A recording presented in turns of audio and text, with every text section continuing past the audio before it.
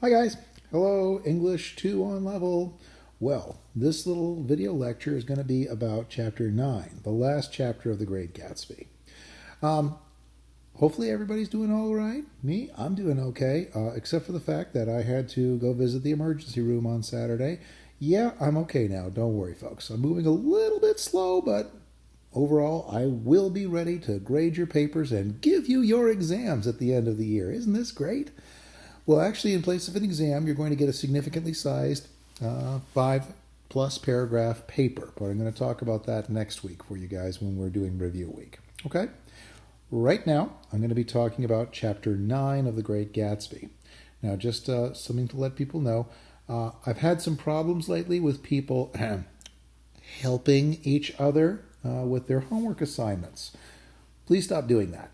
Okay? Really. I've been kind of a little bit lenient with the number of you, but I do not want to have to keep going to Mr. Wilhelm or to keep on tagging people and saying, can you explain this to me? Because, guys and folks, we already know what's going on here, right? So please don't lend your homework out to people. If somebody does need assistance, great. But folks, do your own work, okay? Make sense? Do your own work. If you are going to help somebody with notes from this video, for someone who can't get on the internet, for example, great. But folks, make the notes in your own words, please. Do not use the thesaurus button to change the word, okay? That's not your work, okay? I need to know that you know this stuff, not that you know how to push a button and change a word, okay? All right.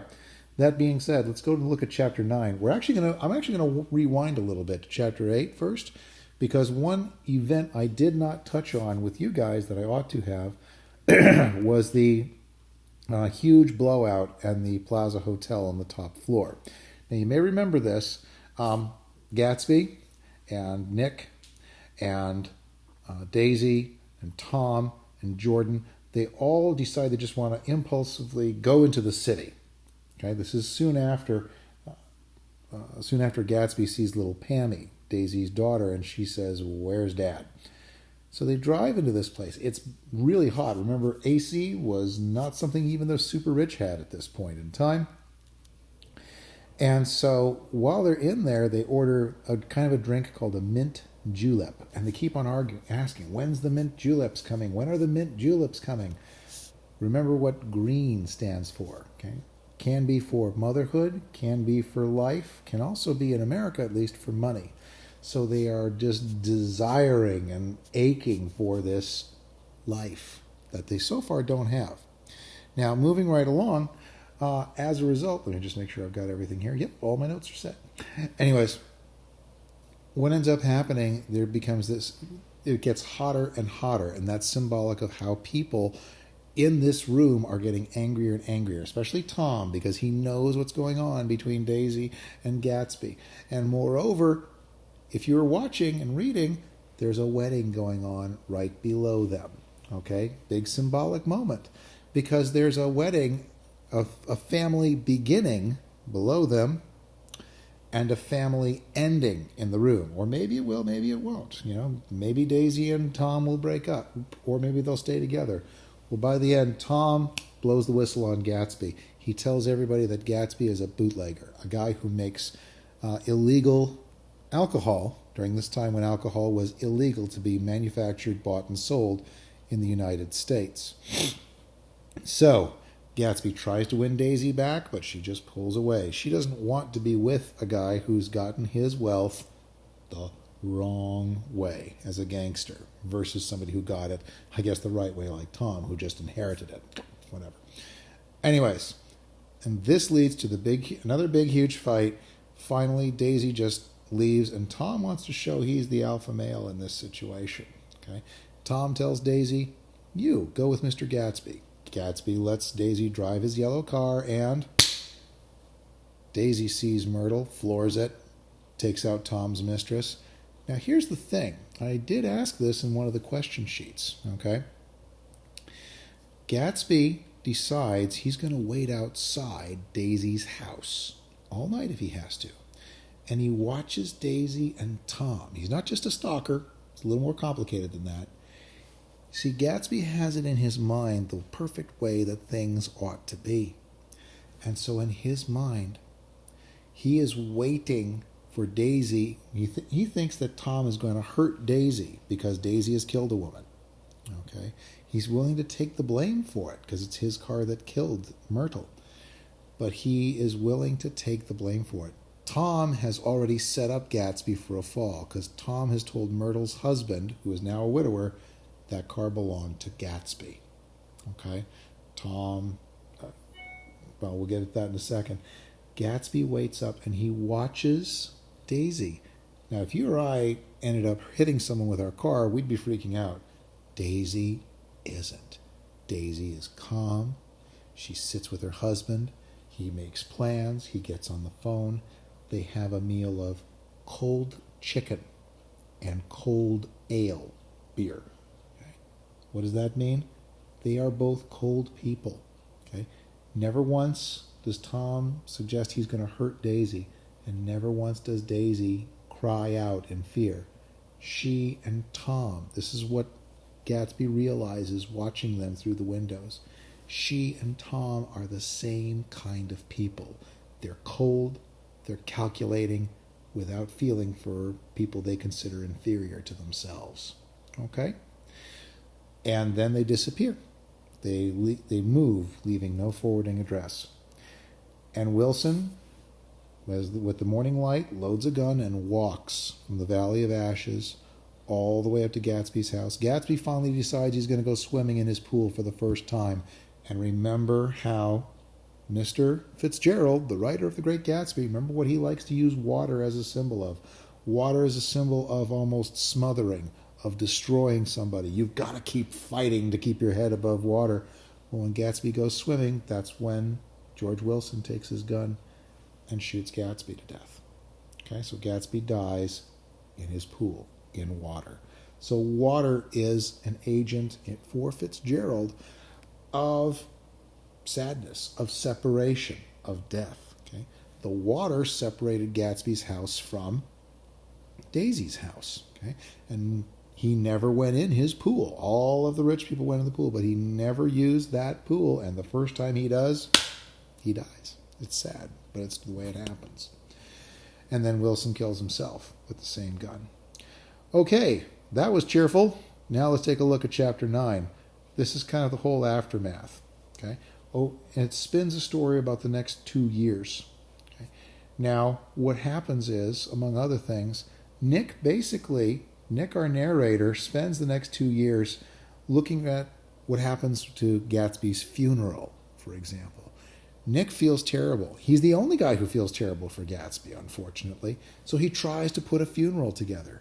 You remember how many hundreds of people went to his parties? How many people go to his funeral? I think about 3. Nick, the fellow who called himself Owl Eyes, who could see who Gatsby really was. Remember, his pages in his books haven't been cut. And Gatsby's dad, who comes all the way from the Minnesota farm to see his son's funeral. Okay, so Dad is really proud of his son, and he tells Nick about what Gatsby was like as a little boy and so forth, how he was always trying to strive to be better.